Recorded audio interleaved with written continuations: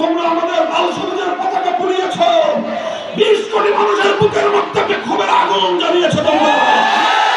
তোমাকে যদি বাংলাদেশের সঙ্গে কূটনৈতিক সম্পর্ক রাখতে হয়, বাংলাদেশকে তার প্রাপ্য মর্যাদা দিতে হবে।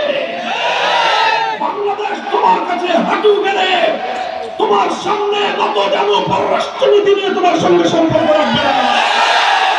অন্তর্বর্তীকালীন সরকারকে বাংলাদেশের সমস্ত রাজনৈতিক দল, জাতি, ধর্ম, বর্ণ নির্বিশেষে, মুসলমান, হিন্দু, বৌদ্ধ, খ্রিস্টান সকলেই বর্তমান সরকারকে আশ্বস্ত করেছে, পার্শ্ববর্তী রাষ্ট্রের আগ্রাসী নীতির বিরুদ্ধে আত্মমর্যাদা সম্পন্ন তোমরা মাথা উঁচু করে পররাষ্ট্রনীতি অবলম্বন করুন। আগরতলা বাংলাদেশের উপ হাই কমিশনে তোমরা হামলা চালাও।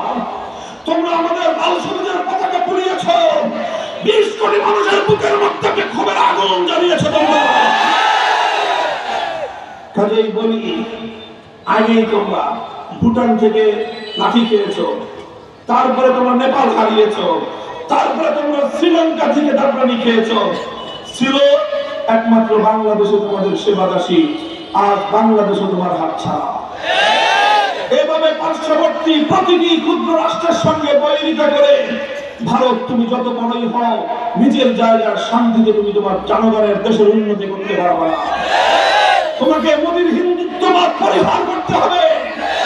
আশেপাশের রাষ্ট্রগুলোর সঙ্গে বিমাতাসুলভ আচরণ নয়, বন্ধুত্বসুলভ, আত্মমর্যাদাপূর্ণ, পারস্পরিক সমঝোতার ভিত্তিতে, সম্মানের ভিত্তিতে কূটনৈতিক সম্পর্ক করতে হবে। অথচ আজও আমরা দেখছি বাংলাদেশের আভ্যন্তরীণ বিভিন্ন বিষয়ে তাদের পক্ষ থেকে অব্যাহত উস্কানি চলছে। ইস্কনের মতো চরম উগ্রবাদী সংগঠনকে দিয়ে বাংলাদেশের সাম্প্রদায়িক দাঙ্গা তৈরি করবার পায়তারা চালানো হচ্ছে। আমাদের চট্টগ্রামের তরুণ আইনজীবী শহীদ সাইফুল ইসলাম আলিফকে নির্মমভাবে দিনে দুপুরে আদালত করে জবাই করে হত্যা করেছে।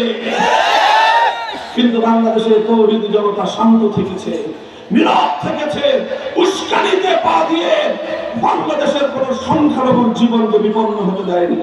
সম্প্রীতির বাংলাদেশ, উদারনীতির বাংলাদেশ, এই উদারনীতি আমরা অব্যাহত রাখবো ইনশাআল্লাহ। সচিবালয়ে আগুন ধরিয়ে বাংলাদেশ রাষ্ট্রকে কার্যকর করতে চায়, তারা জানে না আগুন দিয়ে অন্যায় এবং অপরাধের কাগজ পুড়িয়ে ফেলা যায়, মানুষের হৃদয়ে তোমাদের জন্য জমে থাকা ঘৃণাকে তোমরা পুড়িয়ে ফেলতে পারবে না। বাংলাদেশের বিভিন্ন সেক্টরে অস্থিতিশীলতা তৈরি করে তোমরা বাংলাদেশকে বিপন্ন করতে চাও। তবলিগের জায়গা, তবলিগের মেহনতের মধ্যেও ইস্তেমার মাঠে রাতের অন্ধকারে দুই পক্ষের মধ্যে লড়াই বাঁধিয়ে দিয়ে খুনি সন্ত্রাসীরা বাংলাদেশ বিরোধী চক্র নিরীহ সাধারণ মুসলমানদের রক্তে টঙ্গীর ইস্তেমার মাঠ রঞ্জিত করেছে।